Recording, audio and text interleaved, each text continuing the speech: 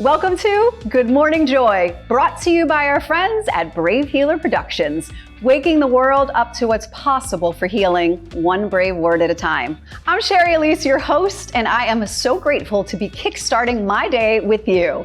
I've got such a powerful show for you today. Joining me in studio is Bruce W. Brackett, a social media sensation, author and artist who is taking people who are struggling by the hands and leading them into the light.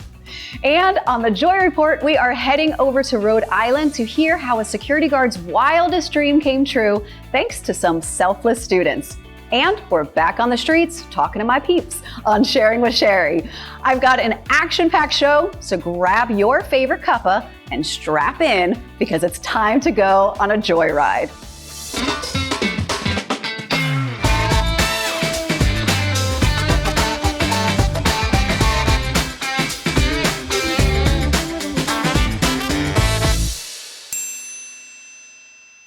So I got a new question in from a viewer on Instagram who wrote, "Dear Shari, what would you say is your secret to success?" That's easy. Self-love. I actually wrote an entire book about it. I owe my success to it because once I learned how to truly love myself, I only wanted the best for myself. And that included going after my dreams, showing up every day, messy or not, with kind words and compassion for myself. And then that laid the groundwork for success because I felt worthy and deserving of it. So if you're wanting to grow a beautiful garden, make sure that you are watering it every day with love. And now it's time to share with you the good news you should know about on the Joy Report. At Providence College, students came together to give their beloved security guard, James, the surprise of a lifetime. James, who has been diligently safeguarding the Raymond Hill dorm, had not seen his family in Nigeria for over a decade. So, fueled by love and a GoFundMe campaign led by freshman Brandon Reichert, they aimed to raise $3,500 to send James home. But what followed was beyond their wildest dreams. The outpouring of support from both the college and community quickly turned this modest goal into a staggering $26,000. They recently dropped the bombshell on James, who was so shocked that he almost dropped his flashlight. Tears flowed, cheers erupted, and James now eagerly counts down the days until he's back with his family. It's clear, at Providence College, they take care of their own, and James is family to them.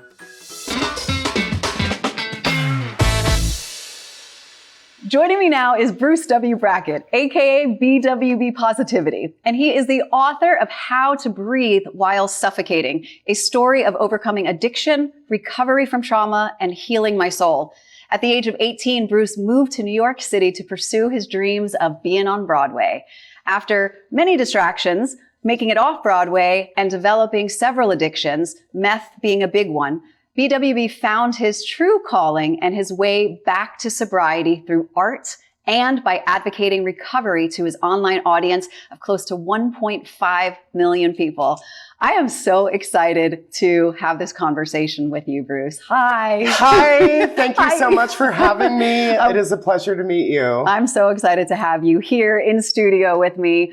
The moment that I saw you, so basically just the history for those watching, we were up for a Cheer Choice Award. Yes. And I had never been nominated before. And I went through, the categories looking for who else I was competing with.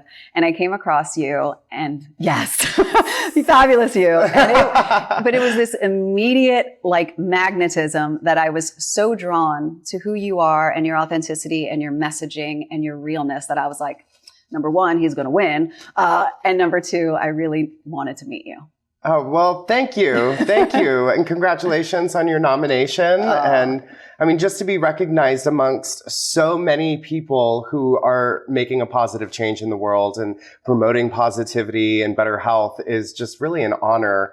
And to be nominated, you have won. Yes. You know, it's not necessarily about taking home an award.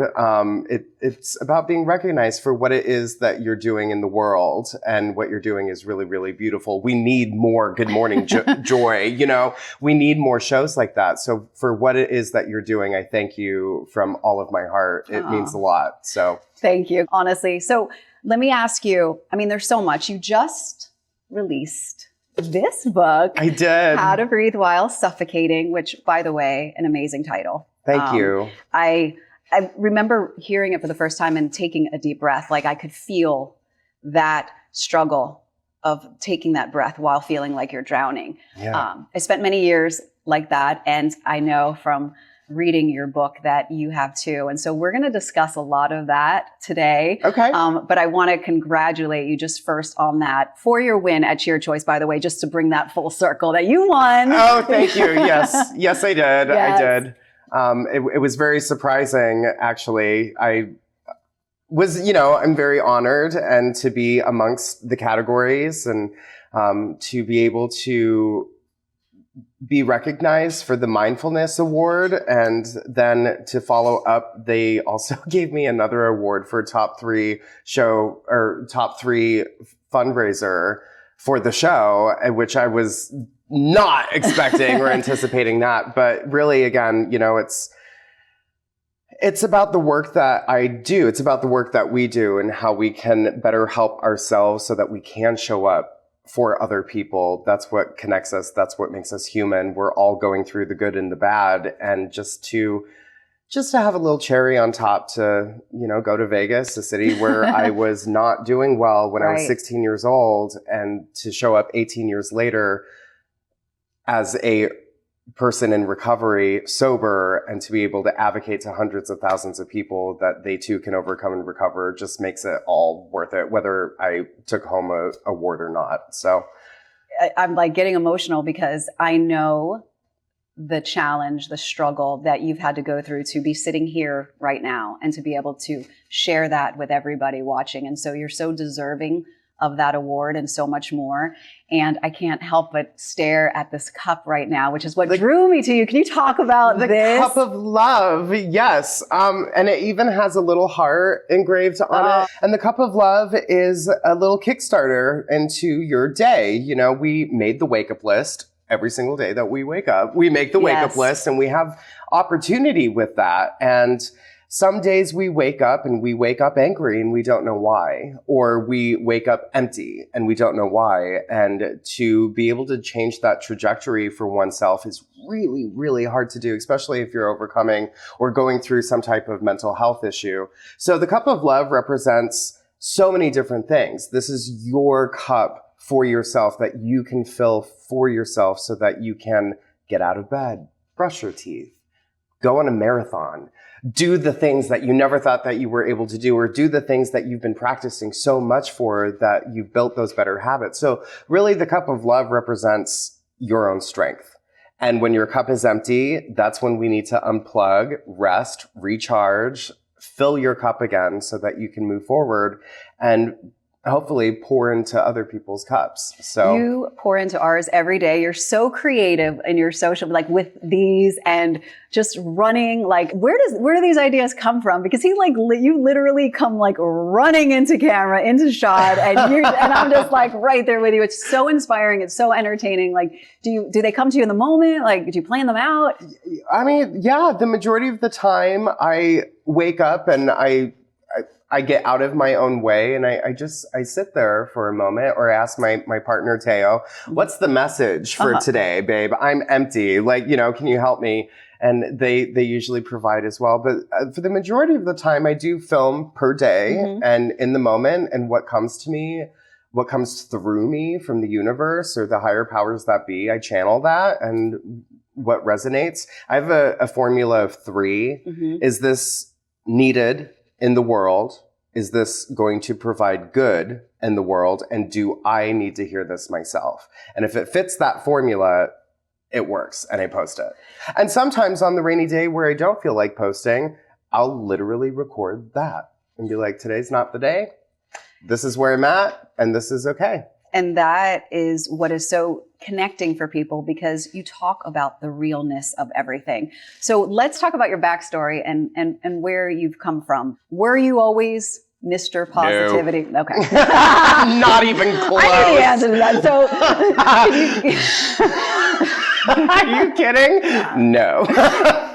That's why people always say, were you always a joy magnet? I'm like, I called myself the dark cloud. Yeah. So it's quite a transformation. So talk about a little bit about, your background and where you came from. I know that's a big question. Yeah, I'll try and do this in an hour. But the dark cloud, it's literally how I entered life. I was born into detox from drugs and alcohol and was brought from the hospital, double hernia operation, under 6 months old, taken home to one of the worst reported cases of abuse that the state of Montana had seen in the early 1990s.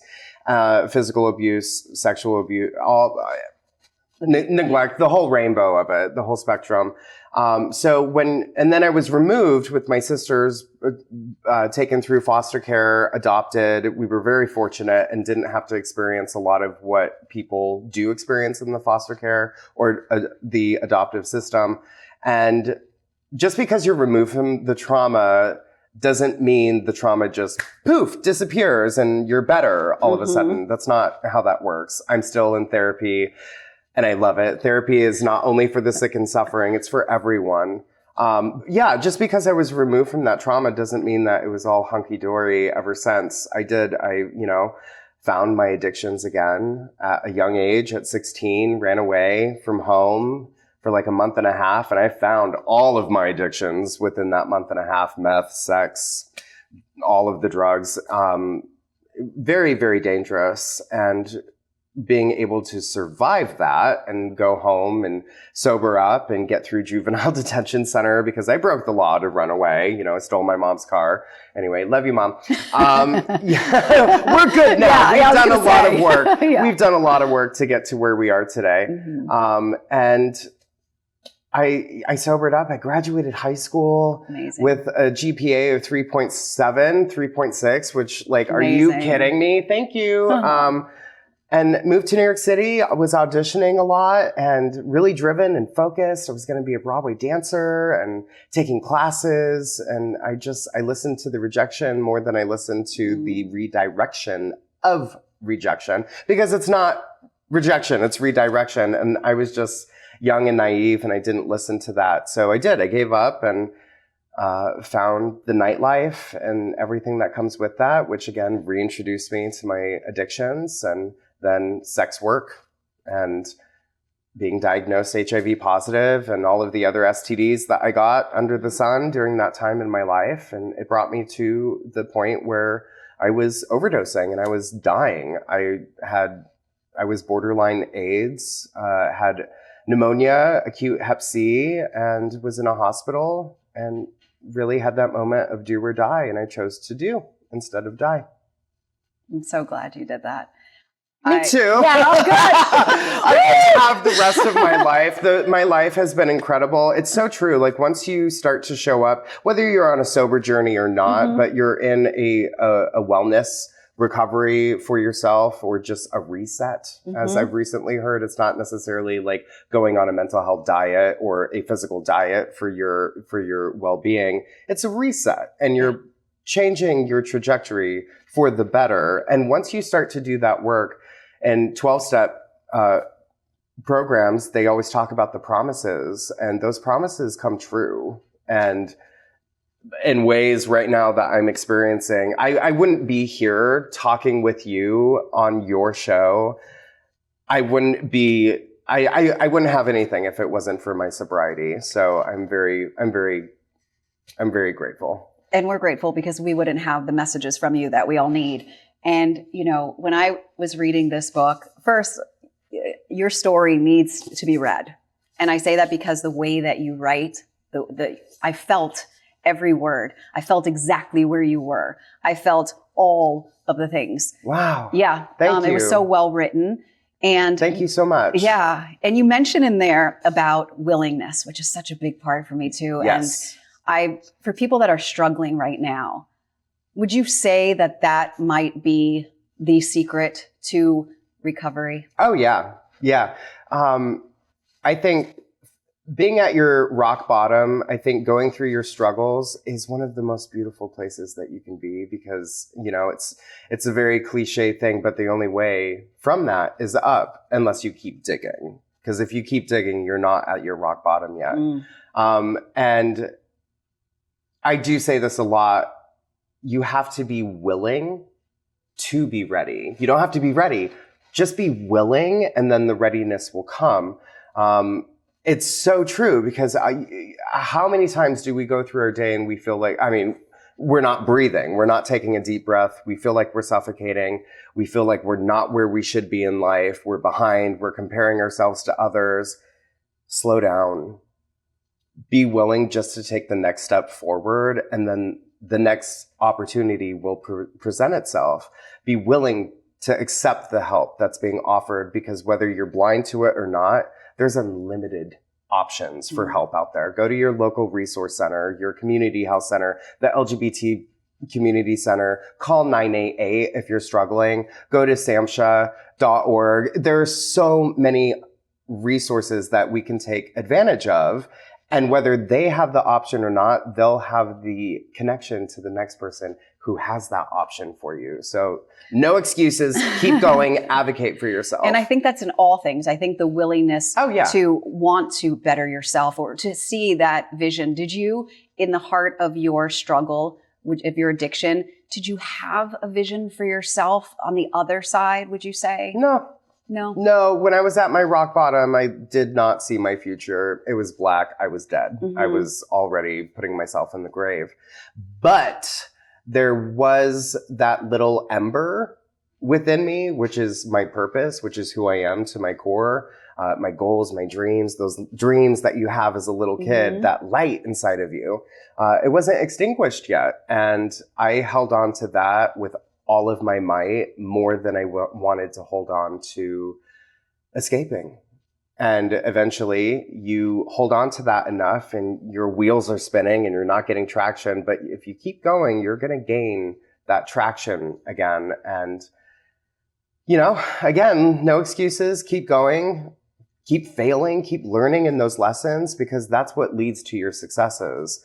And I'm not a first-time winner. I've relapsed so many times with mental health, with my addictions. But we really have to focus on what is it that you really want. And when you want something bad enough, you're going to find every way possible to make that happen.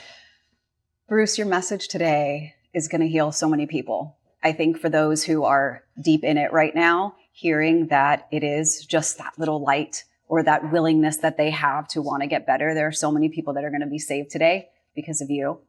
And your book is going to help so many people. I'm not done with you. Okay. We're going to get to a commercial, okay, a word from our sponsors, and then we're going to have some fun, and we're going to put all your information up with this. But we'll be right back. Yay!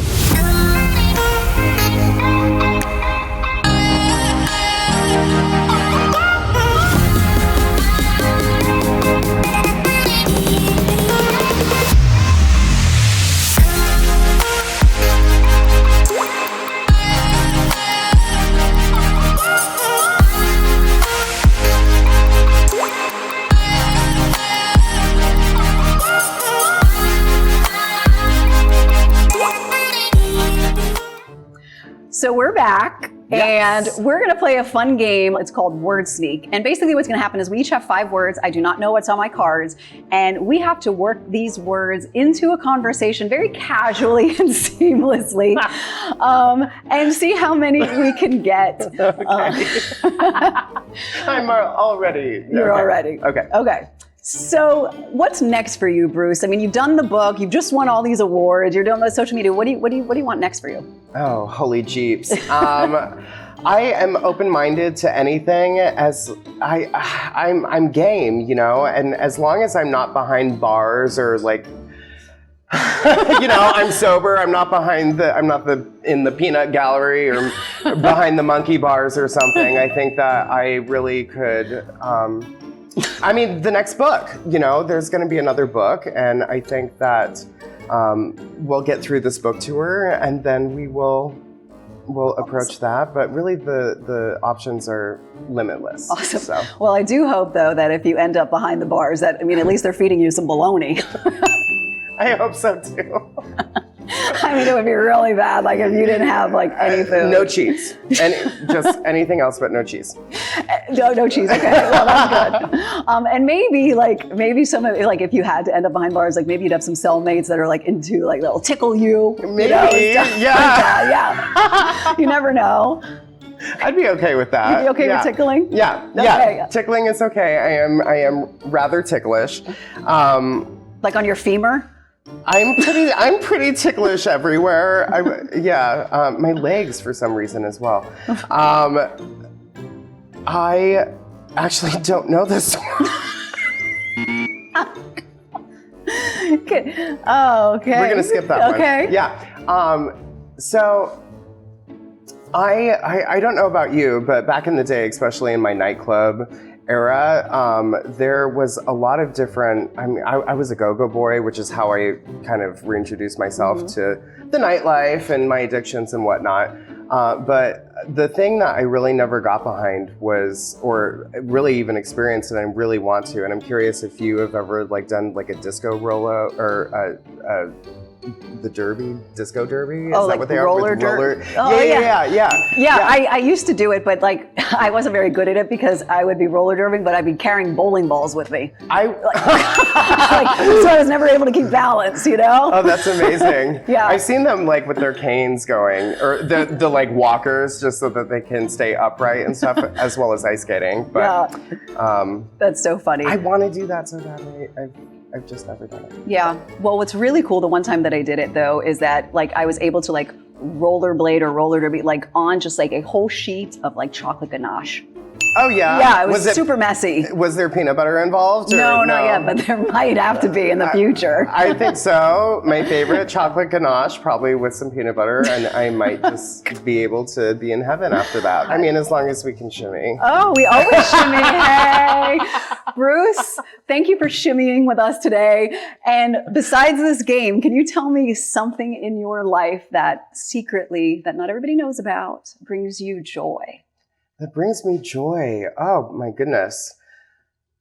Watching other people have success brings me a lot of joy. Watching them step into their full potential, just it inspires me, it motivates me, you know, like what people say that I do for them, it's a two-way street. They give that to me as well, and that is just one of the greatest gifts. Thank you for giving that to us. Thank you for doing the work that you do. Thank you for this amazing book that you've written. And thank you for being here. And thank you for being here, not just in this physical space, but there are days and there have been times in your life where I know that you could have chosen not to be here. And same for all of you. I love you guys.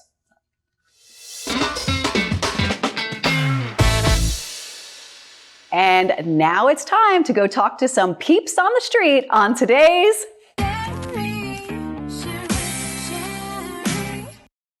What's your name? Mary. Mary, so great to meet you. Where are you from? I'm from Columbus, Ohio. What do you love doing with your family? Well, I came here with my daughter, who's over here. My daughter. And on her spring break. Okay, so her husband couldn't take off work, so she said, I need to do something for spring break. Will you go with me? And we're like, yeah, sure, why not? What's one of your favorite memories with your daughter? Yeah, on this trip or just in your life? Oh, you know, playing volleyball together is really my favorite memory with her, yeah. So what is something in your life that you say that secretly brings you joy that maybe a lot of people don't know about? I haven't done this for a long time, but I used to really like to sing while I was running the vacuum cleaner. I love that. Do you have a favorite song to sing when you're...